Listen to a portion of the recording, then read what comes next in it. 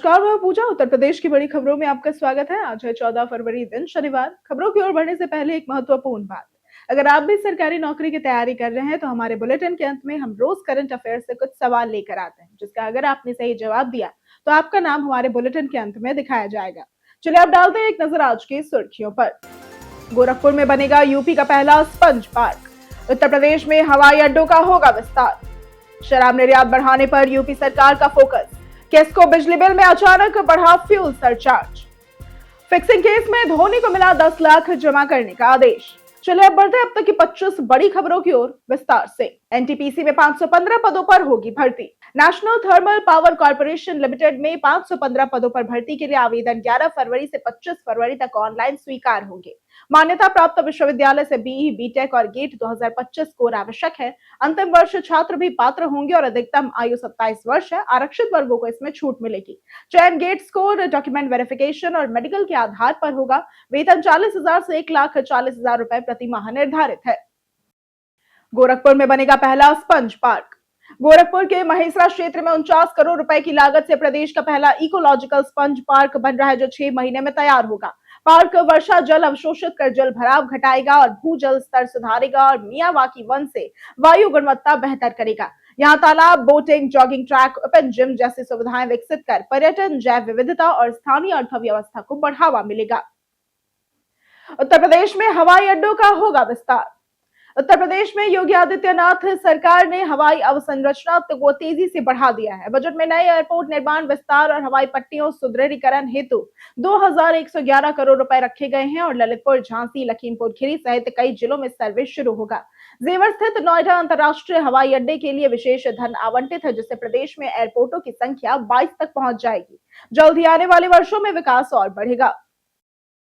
IIM में शुरू होगा एआई स्नातक कोर्स।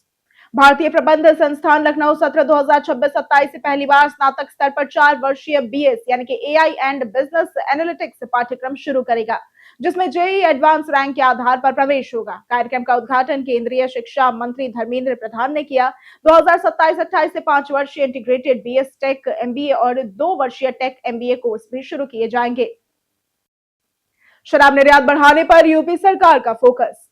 उत्तर प्रदेश सरकार ने शराब निर्यात बढ़ाने के लिए पहली आबकारी निर्यात नीति को 3 वर्षों हेतु मंजूरी दी है। निर्यात शुल्क कम किए गए हैं, निवेशक सम्मेलन होगा और सिंगल माल्ट व ईएनए निर्यात बढ़ाया जाएगा।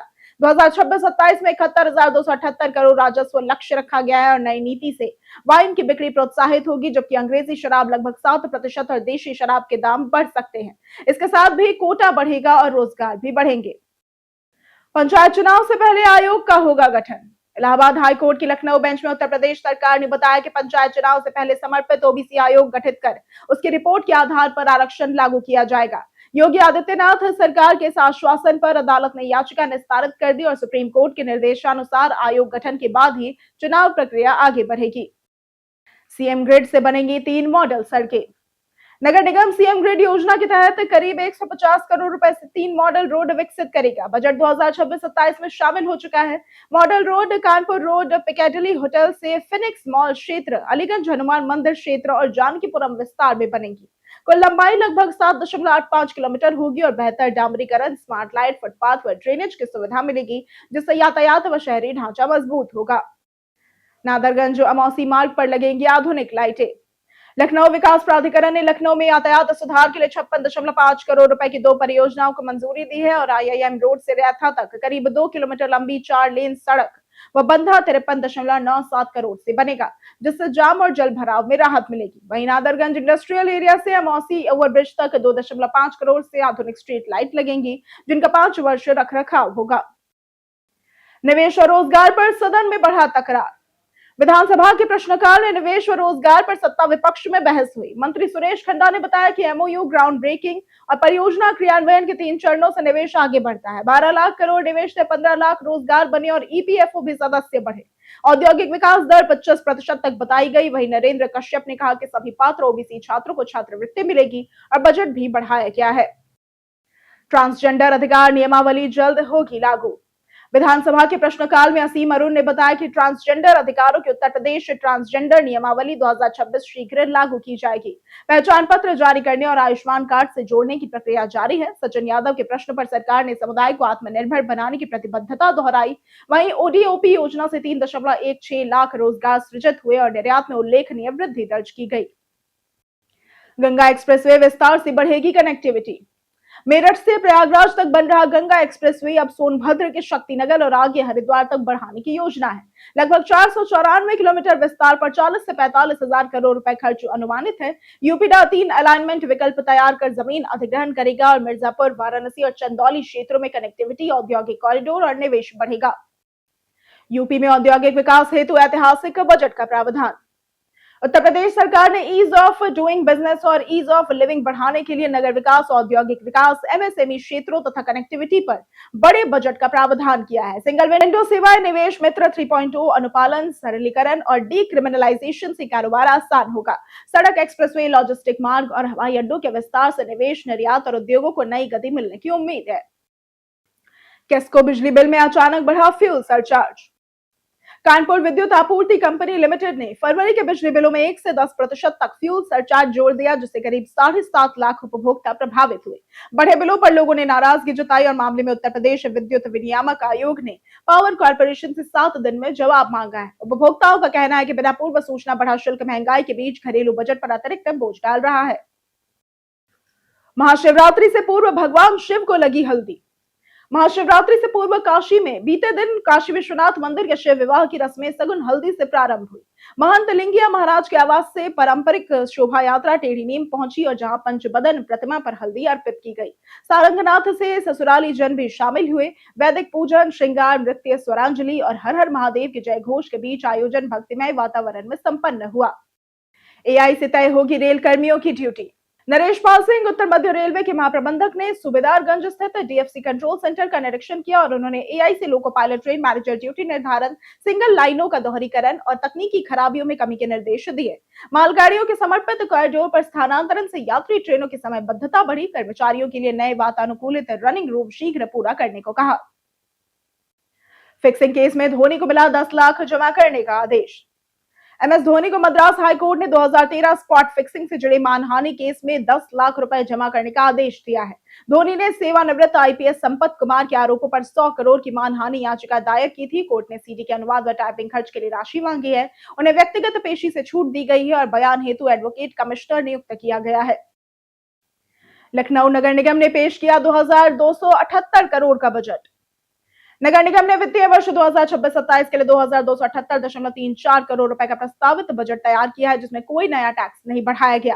कूड़ा प्रबंधन पर 300 करोड़, सड़कों पर 326.40 करोड़ और पुराने दायित्वों के लिए 370 करोड़ रुपए रखे गए। नालों की सफाई का बजट 15 करोड़ ही है। पार्क, स्ट्रीट लाइट, आवास योजनाओं और अवस्थापना कार्यों पर भी खर्च बढ़ाया गया। जाने आज कैसा रहेगा उत्तर प्रदेश के मौसम का मिजाज। उत्तर प्रदेश में 15 फरवरी तक मौसम साफ, हल्का कोहरा और दिन में तेज धूप रहेगी। अधिकतम तापमान 28 से 30 डिग्री सेल्सियस के आसपास रहेगा। भारतीय मौसम विभाग के अनुसार 16 फरवरी से पश्चिमी हिस्सों में बादल छाने, गरज चमक के साथ हल्की बारिश की संभावना है, जबकि पूर्वी क्षेत्रों में असर सीमित रहेगा और तापमान में बड़ा बदलाव नहीं होगा। लोगों को सावधानी बरतने की सलाह दी गई है और अपडेट जारी रहेंगे। अग्निवीर भर्ती 2026 के लिए आवेदन प्रक्रिया हुई शुरू। इंडियन आर्मी ने अग्निवीर भर्ती 2026 के लिए आवेदन 13 फरवरी से ही शुरू कर दिया है, जो 1 अप्रैल 2026 तक आमंत्रित किए जाएंगे। 17.5 से 22 वर्ष आयु वाले अभ्यर्थी GD, technical clerk, tradesman, pharma आदि पदों के लिए आवेदन कर सकते हैं। लिखित परीक्षा 1 से 15 जून को होगी और चयन में शारीरिक व लिखित परीक्षा शामिल है। 4 वर्ष की सेवा, वेतन वृद्धि, सेवा निधि पैकेज और बीमा लाभ भी मिलेंगे। उत्तर प्रदेश पर्यटन में आज बात होगी कुसुम सरोवर की। उत्तर प्रदेश पर्यटन में आज बात करेंगे कुसुम सरोवर की, जो कि मथुरा जिले के गोवर्धन पर्वत पर मानसी, गंगा और राधा कुंड के बीच स्थित पवित्र जलाशय है। इसे राधा कृष्ण की लीलाओं का स्थल माना जाता है और यहाँ जाट शासक सूरजमल का छत्री स्मारक और नारद कुंड भी है, जहाँ नारद ने भक्ति सूत्र छंद रचे थे। सरोवर के आसपास श्री श्री राधा बान बिहारी मंदिर भी स्थित है, जो धार्मिक और ऐतिहासिक दृष्टि से महत्वपूर्ण स्थल है। उत्तर प्रदेश में 16 से 18 वर्ष के किशोरों के लिए भी होगा लाइसेंस। उत्तर प्रदेश विधानसभा में 16 से 18 वर्ष के किशोरों को सीमित क्षमता वाले वाहनों के लाइसेंस देने का मुद्दा उठा। सपा विधायक अनिल प्रधान ने छात्राओं को स्कूटी योजना के संदर्भ में प्रश्न किया, जिस पर परिवहन मंत्री दयाशंकर सिंह ने बताया कि हल्के इलेक्ट्रिक वाहनों के लिए केंद्र से अनुमति मांगी गई है। रानी लक्ष्मीबाई स्कूटी योजना हेतु 400 करोड़ प्रावधान के साथ सड़क सुरक्षा और नियमों पर बहस हुई। गोरखपुर में आज सीएम योगी करेंगे कल्याण मंडप का लोकार्पण। योगी आदित्यनाथ 14 फरवरी यानी कि आज गोरखपुर के वार्ड 22 जंगल तुलसीराम पश्चिमी स्थित बिचिया कॉलोनी में 2.47 करोड़ रुपए से बने 5वें कल्याण मंडपम का लोकार्पण करेंगे और स्पोर्ट्स सिटी योजना के 10 लाभार्थियों को प्रमाण पत्र देंगे। 300 क्षमता वाले इस केंद्र का निर्माण जून 2024 में शुरू हुआ था और महाशिवरात्रि पर पितेश्वर नाथ मंदिर जाएंगे। नोएडा में उन्होंने अधिकारियों को पारदर्शिता व समयबद्ध विकास के भी निर्देश दिए। उत्तर प्रदेश बर्थडे स्पेशल में आज बात होगी देवेंद्र लाल की। देवेंद्र लाल भारतीय भूभौतिकी के प्रमुख वैज्ञानिक थे। वाराणसी में जन्मे उन्होंने बनारस हिंदू यूनिवर्सिटी से शिक्षा पाई और ब्रह्मांडीय किरण भौतिकी में शोध किया। उन्होंने कॉस्मिक किरणों, जलवायु अभिलेखों और भू रासायनिक प्रक्रियाओं पर महत्वपूर्ण योगदान दिया। वे फिजिकल रिसर्च लेबोरेटरी के निदेशक, international union of geodesy and geophysics के अध्यक्ष तथा रॉयल सोसाइटी के फेलो रहे। बाद में स्क्रिप्स इंस्टीट्यूशन ऑफ ओशियनोग्राफी में विजिटिंग प्रोफेसर भी रहे। होली पर घर लौटने वालों के लिए बढ़ा ट्रेनों में टिकट संकट। होली पर घर लौटने वाले प्रवासियों के लिए दिल्ली और मुंबई से उत्तर प्रदेश व पूर्वांचल जाने वाली अधिकांश ट्रेनों में टिकट पूरी तरह से फुल हो चुके हैं। कई प्रमुख ट्रेनों में वेटिंग सीमा पार होने से रिग्रेट स्थिति बन गई है, जो कि प्रीमियम ट्रेनों में भी सीटें उपलब्ध नहीं है। अब यात्रियों की उम्मीदें रेलवे द्वारा घोषित होने वाली होली स्पेशल ट्रेनों पर ही टिकी है। कई कारणों से दर्ज है भारत के इतिहास में आज की तारीख। 1881 में आज के दिन भारत के पहले होम्योपैथिक मेडिकल कॉलेज की कोलकाता में स्थापना हुई थी। आज के दिन 14 फरवरी को 2019 में पुलवामा अटैक में अवंतीपोरा के पास सीआरपीएफ काफिले पर आत्मघाती कार हमले में 40 जवान शहीद हुए थे। 1933 में आज के दिन मधुबाला का जन्म हुआ था।